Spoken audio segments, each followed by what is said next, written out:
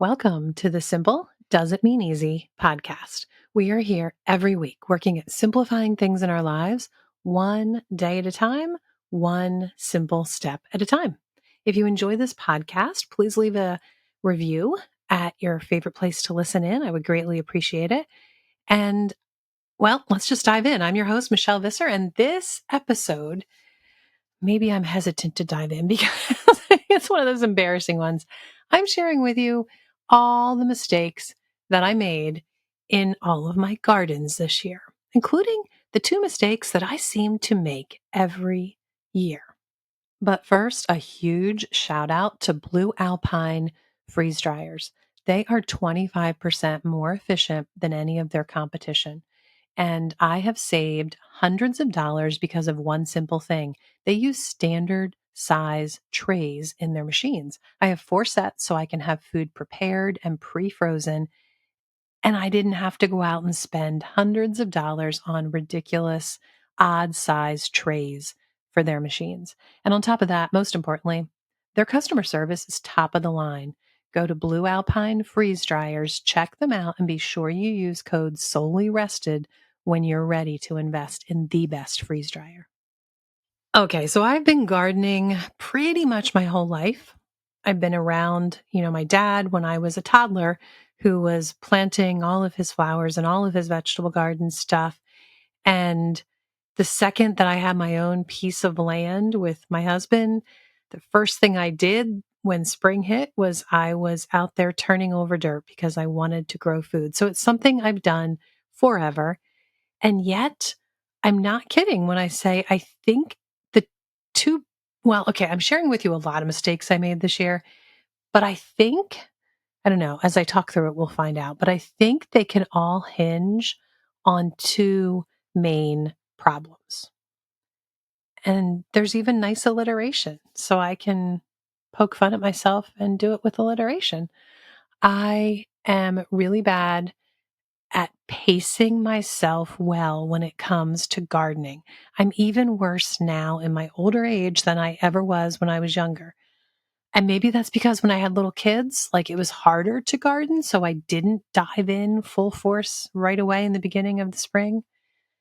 Maybe well, who knows? But I'm really bad at pacing myself and keeping my excitement going all through the summer. I get so excited in the spring and I just dive in full force, but I kind of wear myself out.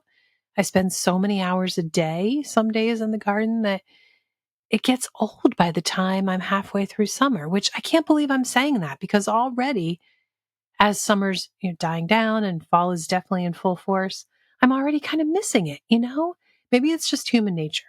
Can you relate to this? Like, it's crazy. Just a few weeks ago, I was bored of it and I didn't really want to do the work that should be done. And already I'm like, darn it, I wish I could be working in my garden, but now it's time to pull it all out. it's, guys, I'm laughing because I'm embarrassed. It's like silly. It's crazy, but it's true. And I figure if I share these mistakes with you guys, maybe I'll even help myself. My real goal is to maybe help you. If you're new to gardening, I think it could be very beneficial to think through some of these things that somebody who's been gardening for decades has finally figured out. And if you're not new to gardening, if you have the same problems I do, at least we can have some consolation together, right? So I told you there were two P's. The pacing is definitely my biggest problem. But in some way, shape, or form, every year I miss something when it comes to the planning. I like planning. I do the planning, but there's always something that falls through the cracks, something that I don't plan well, or maybe it's just I get tired of planting all the seeds for weeks on end and I just kind of stop when I know I should be planting more. That's part of it too. So anyway, let's talk through this. It all comes down to pacing and planning, I think. So, my biggest problem this year, and it's really ridiculous. It really is, guys. I didn't water enough. But it's kind of related to the whole pacing thing because in the beginning, well, our whole summer was dry. Last year, I think, it was just last year, right? It was really wet. Maybe that was 2 years ago. It was 2 years ago. It was so, so wet. There was just no chance for the garden to survive. It was awful. last year was actually pretty average for waterfall. And then this year was so dry. We had like 2 or 3 great rains, and that was it for the whole spring and summer. And I got tired of watering. I was great in the beginning, but as time went on, it just got old, I think. And it wasn't ever intentional on my part. Honestly, I literally just forgot. Like the past month, I also was really busy with a few things. And also, you know what? Maybe this is part of the problem. Our gardens are not in eyeshot of the house. No matter where I am around the whole house or the barn, I really can't see the gardens. I just have to take a few extra steps past the barn and then I can see all the gardens. And maybe that's part of the problem that, like, if I was sitting on the front porch and I could see, oh, those plants are looking dry, maybe I'd be more likely to get out there and water. I'm not sure. I'm not sure, but it was just silly. I didn't water, and everything would still be producing probably, at least in some manner, if I had stayed on top of it. But after 4 weeks of me just pretty much not watering, maybe once or twice I did in those 4 weeks, and all the dryness, things are done. They're just done. And it's sad because I wish I had some more nice tomatoes. I also, and this is like really bad, I didn't fertilize at all this year. The crazy thing is, I started to, I think, 4 different times. I actually got out everything I needed and I started. And every time I realized, combination of either what time of day it was or what the weather was for that afternoon, it was not a good time to fertilize. You don't want to stress out your plants by feeding them the fertilizer when it's a really hot day, when it's a really dry day, when the sun is really boring down. So what I really should have done is put it on my calendar. Like literally had it on my calendar. Probably should have did that with watering too. But you really can't do it with watering because you might have a lot of rain in one week and you don't need to water. But I still could have put it on my calendar, duh, because then I would realize that week, oh no, I don't have to do it. Check it off. I don't know. But for the fertilizing, it really should be done every other week. And I should actually even put it in a time slot in my date book so that I remember it very first thing in the morning when there's still many hours before it's going to get hot, or ideally like 2:30, 3 o'clock. One or two of those times that I went to fertilize, it was too close to evening. I realized, oh, the sun's starting to set, and I sometimes the fertilizer gets on the leaves, and you just don't want the leaves to be wet at nighttime because that can lead to fungus problems. So it's silly, so silly. I didn't fertilize once, and boy, I really saw the difference. Here's the thing I can tell you what I really learned from this. Fertilizer is amazing. It's an organic, really great fertilizer. I think I did an episode explaining why it's so amazing, and I can't tell you the science right now. I'd have to go back and look, but it does a fantastic job of your roots truly taking in the organic food that it needs. And if you want to know more about that, it's at soulyrested.com/gardening. Everything I love for the garden is there, including this amazing fertilizer. But the thing I learned not doing it is that it makes a huge difference. My tomatoes are smaller and there are less of them. And where I really see a difference, two things, and they're both climbing foods. My climbing beans are not nearly as filled in as they usually would be. I don't know why. I don't know if less of them came up or if there's less leaves, less foliage because of less fertilizer. I'm not sure, but there's definitely a lot thinner amount of beans than I planted, if that makes sense. And the cherry tomatoes, I will build an arch for them. I have 3 cattle panels that I put all beside each other. So it's a 3 depth long arch, and then I'll plant cherry tomatoes on the inside and the outside of both sides of the arch. And they will grow as tall as the arch and they will meet in the middle. Like they do amazing in that setup. And I even can pick cherry tomatoes just reaching up overhead from the top of the arch. So it makes it easy. It gives me a place to, um, it's a simple word. It gives me a place to, the word has eluded me, tie them up, stake them. That's what I wanted to say. Um, really easily because of that cattle paneling. But this year, without fertilizer, it's insane. It like looks silly that I made an arch because the tallest ones are maybe 6, 7 feet tall, maybe, which is crazy because usually my cherry tomatoes are out of control. And without an arch, I wouldn't be able to have them propped up. They would be broken and on the ground. Another thing I didn't plan well, I didn't even think about planting beets in my medicinal drink garden. My last episode, I told you all the things I planted. And I can't believe I didn't think about beets because I really love putting beet powder in a drink at least once a day for Bill and myself. There's so many medicinal reasons to eat beets, but I hate beets. Bill likes them. I would never cook them because I hate them. But I don't mind the beet powder. I don't even taste it if I'm putting it in the right drink. And it's so, so good for you. So I buy my beet powder, never even thought about growing them. And then almost the end of the summer, I'm like, oh my goodness, that would have been perfect in my medicinal drink garden because I put beet powder in my medicinal drinks all the time.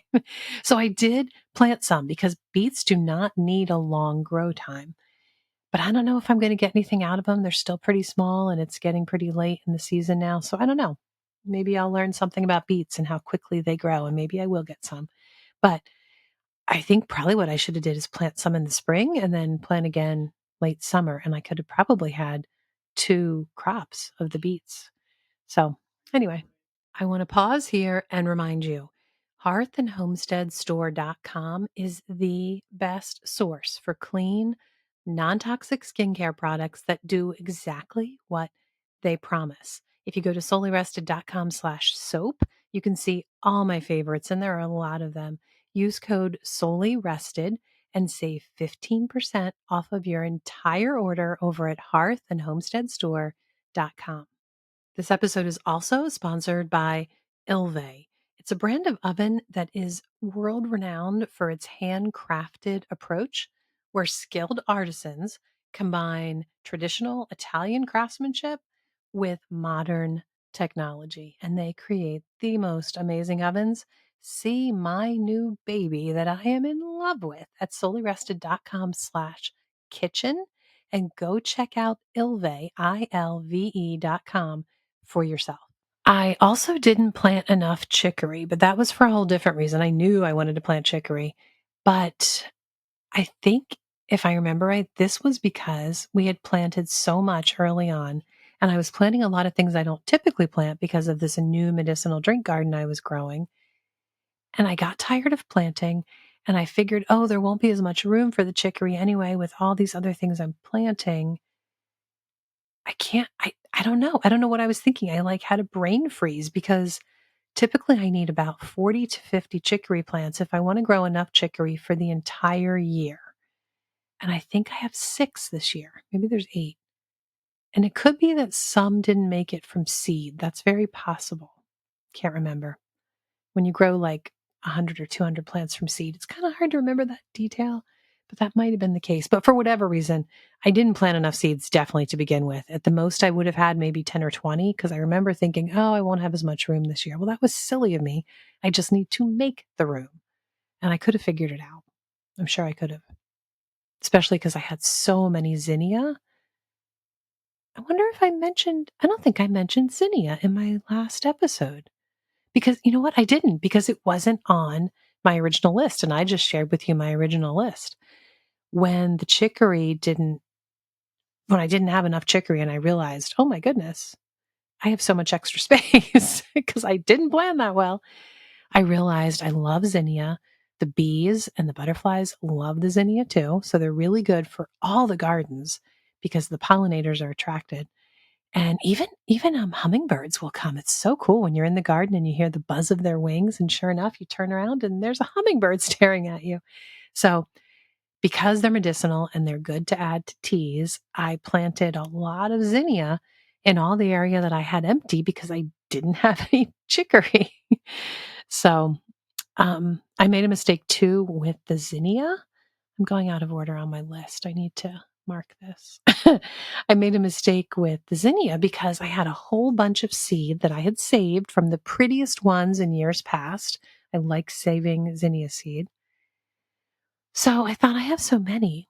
and such a big area to fill, I'm just going to throw them out. So I did. I just scattered them, literally tossed them. And I stayed on top of watering them. But because I was watering them so well, I was getting a ton of weeds. And I kept thinking, I'm going to be able to tell the difference. I'm going to let it grow. I'm just going to be patient. I'm going to be able to tell the difference. And some weeks I'd get down on all fours and look really closely, and I couldn't find zinnias. It was all weeds, at least from what I could find. And it got to the point that I knew I was really close to being out of time. If I didn't do something, I would have nothing in 2/3 of this medicinal drink garden, and the space would just go to waste. So I turned it all over. I'm positive there were some zinnia in there, but I just couldn't determine which was which. I was running out of time. We have a short growing season here in New England. So I learned from that mistake. I probably won't make that mistake again. I hope I remember. And the second time I planted the zinnia, I knew they come up really quickly, so I thought I might be okay. The second time I planted them, I marked each seed by putting a popsicle stick right behind it, every single seed.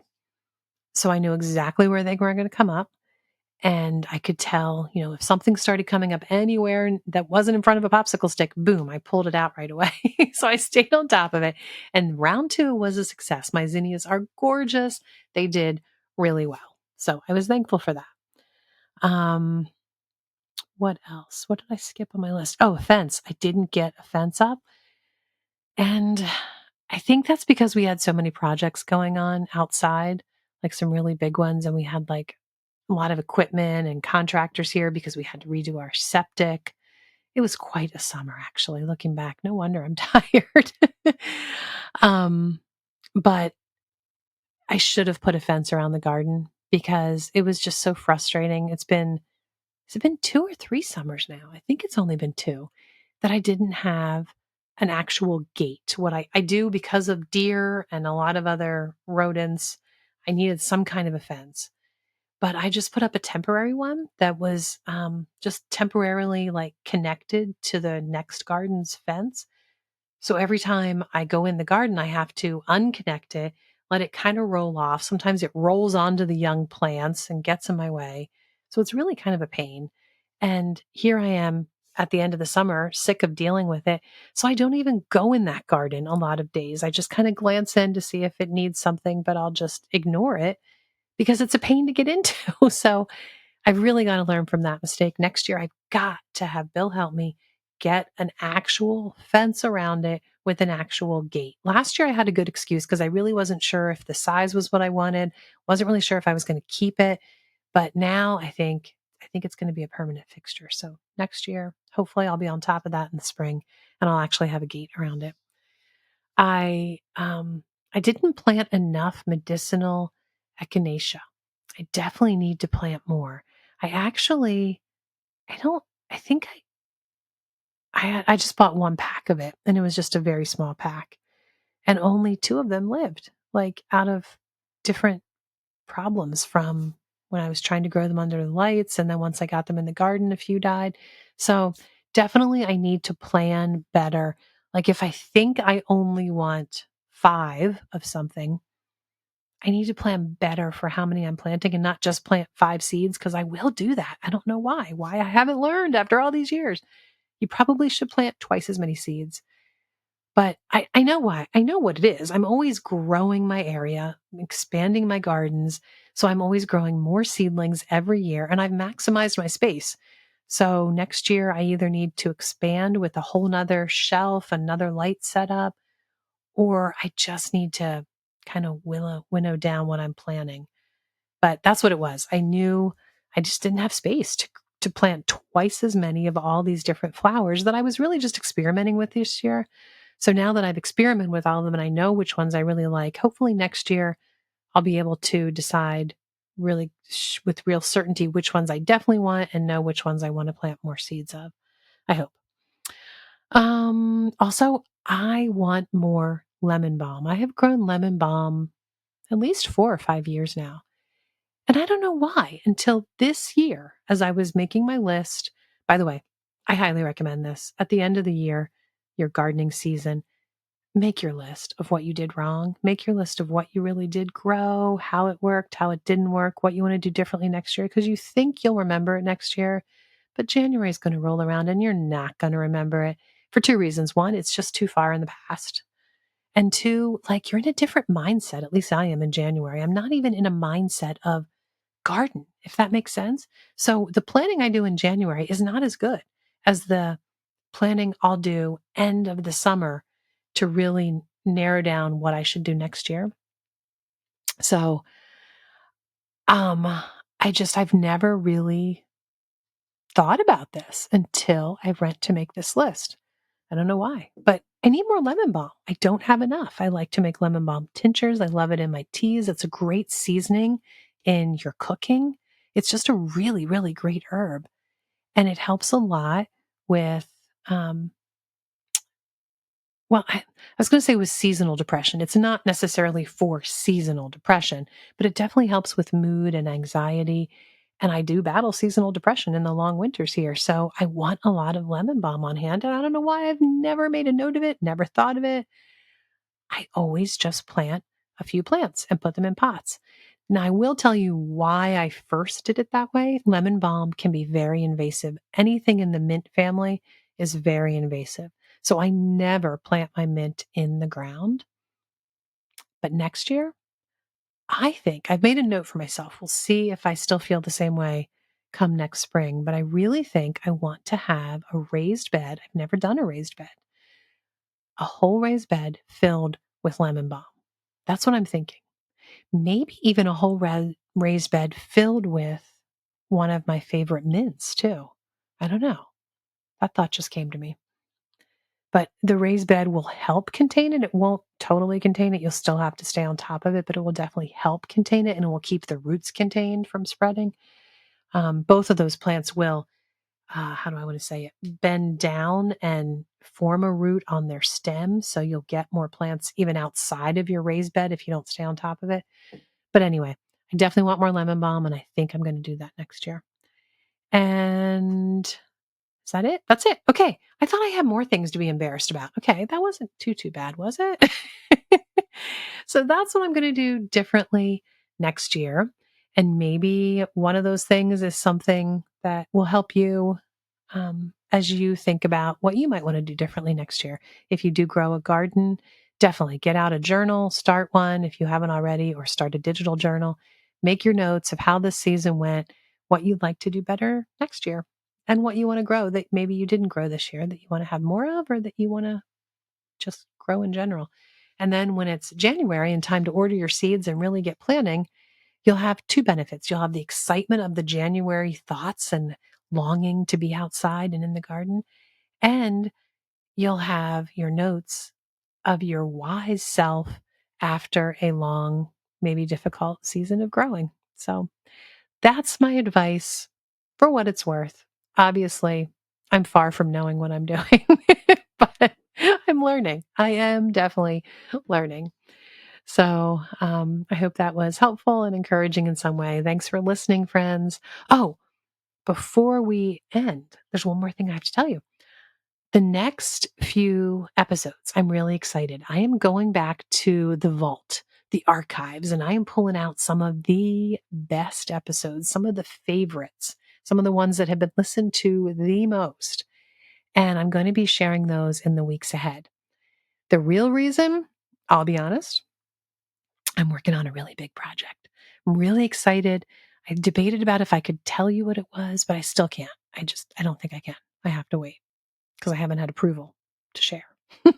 So, um, anyway, as I'm working through that project, I'm going to be sharing with you some of the best episodes in the weeks ahead. And I hope you really enjoy that. So definitely tune in and let me know what you think. So thanks for listening, friends. Remember, it is easy to forget how blessed we are to live this life.